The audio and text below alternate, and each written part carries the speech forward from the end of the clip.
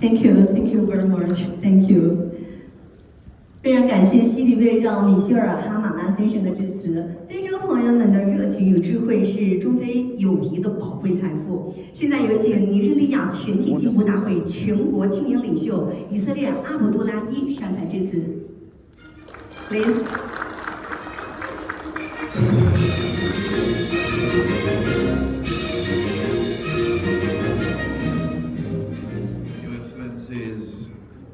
Let me begin by thanking President Xi Jinping and the good people of China, in particular the leadership of the Communist Party of China, for bringing us together from Africa and its diaspora.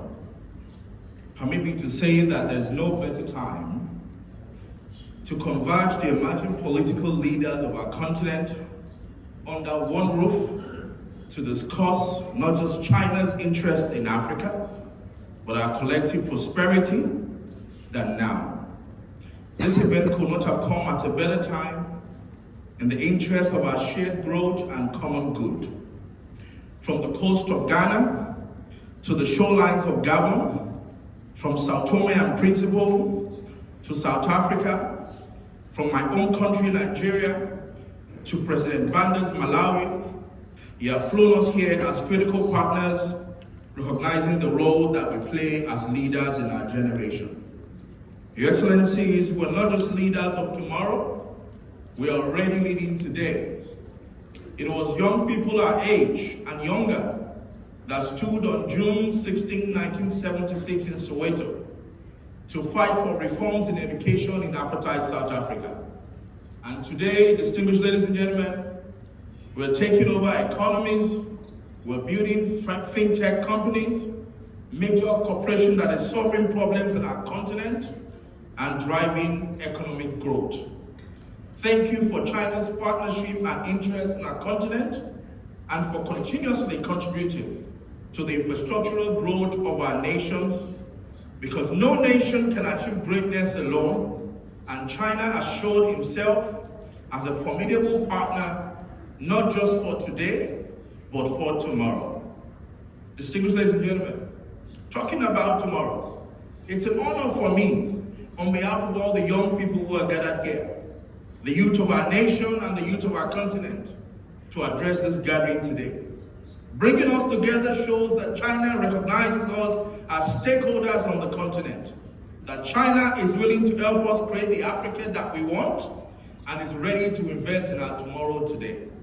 Excellencies, Africa is at a crossroad. Our population is on the rise, a challenge that China is very familiar with, and our youth are restless in their innumerable numbers.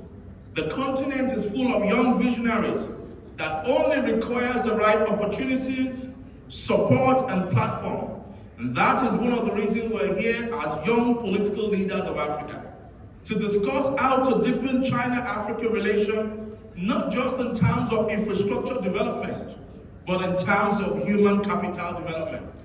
The truth is, everything rises and falls on political leadership. And so this is one of the best platforms to have the candid conversation. And if you allow me for a moment, while I say everything rises and falls on political leadership, I'd like to make an example. You are not born until the government says that you're born. And that's why at birth, the government issues you a birth certificate to recognize that you have been given birth to.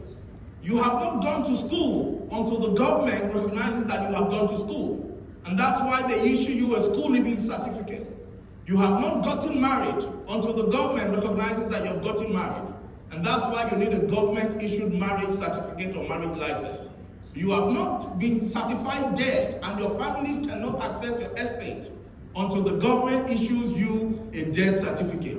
And so if the system of governance and politics guides our lives from birth to death, it means that the people who drive that process, the political sector, ecosystem, are very important. And so bringing us young politicians who would drive the growth and the development of the continent over to the next generation together is what we appreciate, and we say thank you, China. The truth is that in many nations like mine, We drive Chinese cars on Chinese-built roads. We use Chinese phones. We wear Chinese-made ornaments and Chinese products. However, we need our partnership to go beyond that. Our youth are desirous of opportunities in the creative sector, agriculture, and in industrialization. Our young entrepreneurs have ideas that need funding. Our SMEs and startups need technology to scale. We want to convert the burden of our population to opportunities. We want our numbers to become a blessing and not a curse. We can only do that by driving entrepreneurship on a large scale and promoting industrialization on our continent like China has done. We need to build the capacity of our youth in enterprise, tech, and innovation.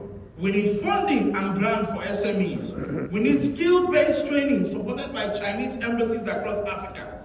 We need small grants for youth projects in communities.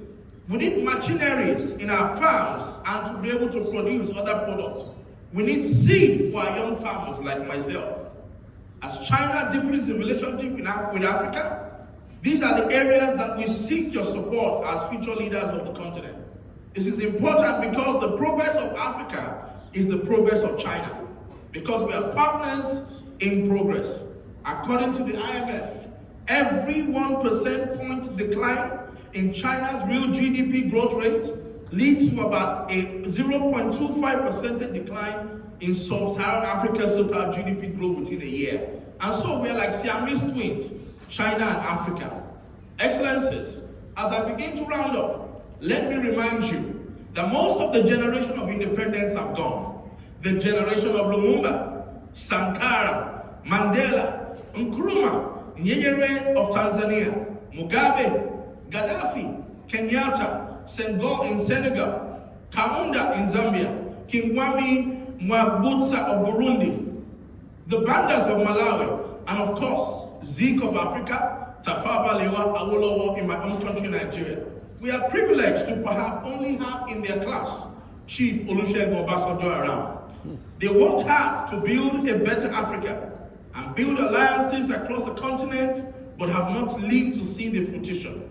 But we, the younger generation, we have set our hand on a plow and will not look back until we see Africa rise from the debris of corruption and lack of good governance into a country or continent that is sustainable and economically viable. So, Excellencies, let me leave you with this point. I came here knowing only one person, Uma, my zonal youth leader who accompanied me from Nigeria. But I'm living here with new friendship and alliances with young political leaders from over 20 African countries. This, to me, is the hallmark of our participation here.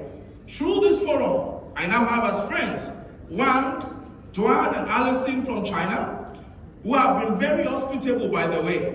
I've also been able to meet the chairperson of the Liberian Port Authority, who is also the chairman of their ruling party, Reverend Lutetape from Liberia, Dwight Sherry from SLPP Sierra Leone, Vincent Don from NRM Uganda, who has not stopped telling us about his president, Sakani from ANC Youth Wing, Kwame from NPP Ghana, Hali from CCM Tanzania, Havan from Prosperity Party Ethiopia, Anna Adi from Sao Tome, Dami Malfi from Algeria, Christine from Kenya, Helena from Mozambique, Alpha Den from NPP Gambia, Anita Moteto from UPND Zambia, Frank from Guinea, Maroon from Morocco, and many more vibrant young people who have come here and been brought here by the CPC of Ghana, of China. These are all young men and women doing valiantly in their various nations. Among us are future presidents, first ladies, prime ministers, and royal.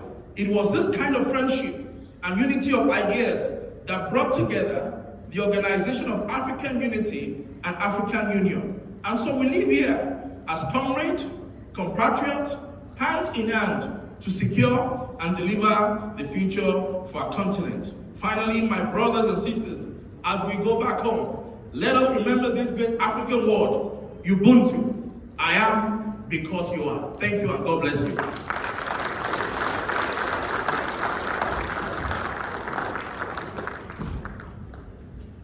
Thank you very much， 谢谢谢谢，再次感谢以色列阿卜杜拉伊的分享。我们说文化因交流而多彩，艺术因互鉴而丰富。中国文联副主席。